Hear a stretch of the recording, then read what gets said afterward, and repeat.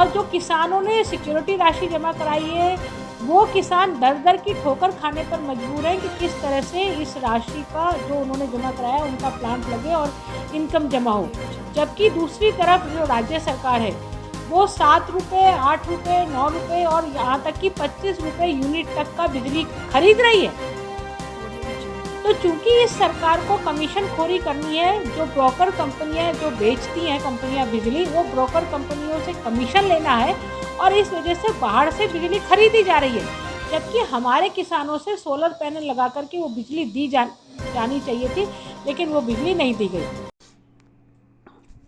विधायक अनीता बघेल ने अशोक गहलोत की कांग्रेस सरकार को प्रदेश में सभी मोर्चों पर बताया विफल। पूरी सरकार पर कमीशनबाजी और माफियागिरी में संलिप्त होने का लगाया आरोप। दक्षिण विधायिका अनीता बघेल ने शनिवार को अपने निवास पर आयोजित पत्रकार वार्ता के दौरान कांग्रेस की अशोक गहलोत सरकार को प्रदेश में सभी मोर्चों पर विफल बताते हुए कहा कि किसी भी क्षेत्र को उठाकर देख लीजिए, पूरी की पूरी सरकार केवल और केवल कमीशनबाजी और माफियागिरी में लगी हुई है। वर्तमान में अशोक गहलोत की सरकार के कुप्रशासनिक प्रबंधन और कुवित्तीय प्रबंधन के कारण पूरा प्रदेश बिजली संकट से गुजर रहा है। उन्होंने अजमेर डिस्कॉम, जयपुर डिस्कॉम और जोधपुर डिस्कॉम का हजारों करोड़ों रुपया सरकार पर बकाया होने का आरोप लगाते हुए कहा कि राज्य सरकार उधारी का पैसा तो चुका नहीं पा रही, ऊपर से अन्य राज्यों से महंगी बिजली खरीदकर उपभोक्ताओं पर और बोझ डाल रही है। यह गहलोत सरकार की कैसी दूरदर्शिता है। यह लोग तो 2 साल बाद राज्य पर अरबों रुपए का बोझ डालकर सत्ता से रुखसत हो जाएंगे, फिर भुगतना होगा आम जनता और आने वाली सरकार को। ऐसा कब तक चलेगा। राजस्थान में कुसुम योजना के तहत 722 मेगावाट बिजली उत्पादन के लिए सोलर प्लांट लगने थे, जिसके लिए सभी प्रक्रिया पूरी कर ली गई, लेकिन 623 चयनित हुए लोगों की बंजर भूमि पर अभी तक सोलर प्लांट नहीं लगे। बघेल ने बताया कि देश की विद्युत वितरण कंपनियों की वित्तीय स्थिति में सुधार लाने और उनका पुनरुद्धार करने के लिए उदय योजना सरकार द्वारा शुरू की गई, जिसमें अब तक अजमेर, जयपुर और जोधपुर डिस्कॉम को कुल 21,723 करोड़ रुपया केंद्र सरकार ने आवंटित किया है। बघेल का आरोप था कि राजस्थान राज्य के विद्युत वितरण निगम द्वारा राजस्थान उत्पादन और प्रसारण निगम को पावर परचेज के लिए भुगतान नहीं किया गया, जिससे उत्पादन निगम द्वारा कोयला कंपनियों को कोयले का भुगतान नहीं किया जा सका। साथ ही भविष्य की आवश्यकता को देखते हुए कोयला बुक भी नहीं कराया गया और न ही ट्रांसपोर्टेशन के लिए रेलवे और ट्रांसपोर्ट विभाग को भुगतान किया गया, जिसके कारण से राज्य वर्तमान में बिजली संकट से गुजर रहा है। देखिए, राजस्थान में बिजली संकट बहुत भारी है, ये हम सब लोग जानते हैं। फिक्स चार्ज के नाम पर, मीटर किराए के नाम पर, सरचार्ज के नाम पर जितने रेट्स बढ़ाए हैं इस सरकार ने, इससे पहले कभी इतने रेट नहीं बढ़े। डिस्कॉम, हमारे जो तीनों डिस्कॉम्स हैं, उन डिस्कॉम्स ने उत्पादन निगम और प्रसारण निगम के जो पैसे बकाया हैं वो पैसे आज तक नहीं चुकाए हैं। लाखों करोड़ों रुपया तीनों कंपनी का बकाया है और उस बकाया के कारण से, कोयला नहीं मिलने के कारण से राजस्थान में बिजली संकट पैदा हुआ। अशोक गहलोत जी ने केंद्र में आरोप लगाया कि केंद्र हमें कोयला नहीं दे रहा, लेकिन आधी अधूरी बात, आधा पक्ष क्यों नहीं दे रहा इस बारे में कोई बात नहीं करी, जबकि रिकॉर्डेड है कि इन कंपनियों ने कितना पैसा जो है प्रसारण निगम का और उत्पादन निगम का बकाया है, जिसके कारण से कोयले की सप्लाई नहीं हो पाई। केंद्र सरकार ने 2019 में कुसुम योजना लॉन्च किया। उस कुसुम योजना में लगभग 629 किसानों ने आवेदन किया।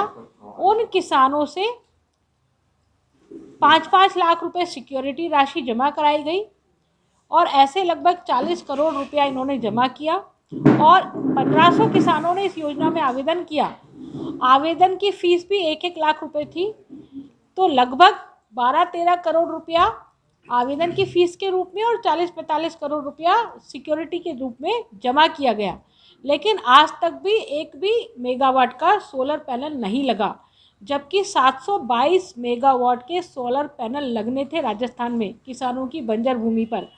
और केंद्र सरकार ने सुविधा दी थी कि जो रिजर्व बैंक है वो 80% तक लोन दे सकता है, लेकिन राज्य सरकार की उदासीनता के कारण से, राज्य सरकार के इंटरेस्ट नहीं देने के कारण से यह योजना भी ठंडे बस्ते में पड़ी है। 2.5 साल पूरा हो गया और जो किसानों ने सिक्योरिटी राशि जमा कराई है वो किसान दर दर की ठोकर खाने पर मजबूर हैं कि किस तरह से इस राशि का जो उन्होंने जमा कराया उनका प्लांट लगे और इनकम जमा हो। जबकि दूसरी तरफ जो राज्य सरकार है वो 7 रुपये, 8 रुपये, 9 रुपये और यहाँ तक कि 25 रुपये यूनिट तक का बिजली खरीद रही है। तो चूंकि इस सरकार को कमीशन खोरी करनी है, जो ब्रोकर कंपनियां जो बेचती हैं कंपनियां बिजली, वो ब्रोकर कंपनियों से कमीशन लेना है और इस वजह से बाहर से बिजली खरीदी जा रही है। जबकि हमारे किसानों से सोलर पैनल लगा करके वो बिजली दी जानी चाहिए थी, लेकिन वो बिजली नहीं दी गई। और इसी तरह से उदय योजना में सरकार ने करोड़ों रुपया, केंद्र सरकार ने रिलीफ के तौर पर राज्य सरकार को दिया है, राज्य सरकार ने कंपनियों को दिया। इसके बावजूद भी कंपनियों का घाटा बढ़ता ही जा रहा है। और तो और अभी कंपनियों ने जो लोन लिया है उस लोन की चुकता वो 2031 में करेंगे, 2025 के बाद करेंगे, 2027 में करेंगे। तो हजारों करोड़ रुपया तीनों कंपनियों ने लोन लिया है, जिसकी देनदारियां 10 साल बाद में शुरू होने वाली हैं। तो जब केंद्र सरकार उदय योजना में रिलीफ दे रही है, कुसुम योजना में आपको दिया जा रहा है कि आप बिजली उत्पादन करें और किसानों को भी इससे लाभ हो, सरकार को भी उससे लाभ हो, लेकिन दोनों तरफ नहीं कर रहे हैं। तीसरी तरफ आप जो है कर्जा ले रहे हैं, स्टेट बैंक से कर्जा ले रहे हैं, केंद्र सरकार से कर्जा ले रहे हैं, अन्य विकल्पों से कर्जा ले रहे हैं और कर्जे में ये डिबो करके जाएंगे प्रदेश को। तो इस नाते से राज्य की बिजली का कोई धनीधोरी नहीं है, ऊर्जा मंत्री जी को इससे कोई लेना देना नहीं है, सिर्फ आरोप और प्रत्यारोप लगाते हैं। दूसरी तरफ जनता मरी पड़ी है बिजली की कीमतों के कारण से, बिलों के कारण से, बिजली की कटौती ये बार बार करते हैं।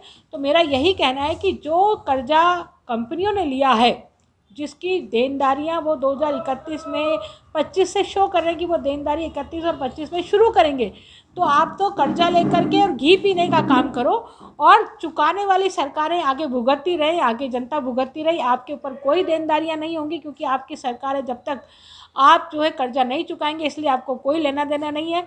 तो मेरा ये कहना है कि ये बिजली को लेकर के जो राज्य सरकार की उदासीनता है, वो उदासीनता इस जनता को करों के बोझ के नीचे मारे जा रही है। बिजली की महंगाई के कारण से बाकी की सारी चीज़ें भी महंगी हुई है। फैक्ट्रियों में उत्पादन जो है वो महंगा हो रहा है, इसलिए राजस्थान में की फैक्ट्रियों में जितना भी माल बनता है वो 2 कीमत ज़्यादा ही होता है, क्योंकि उसमें बिजली की कीमत भी शामिल होती है।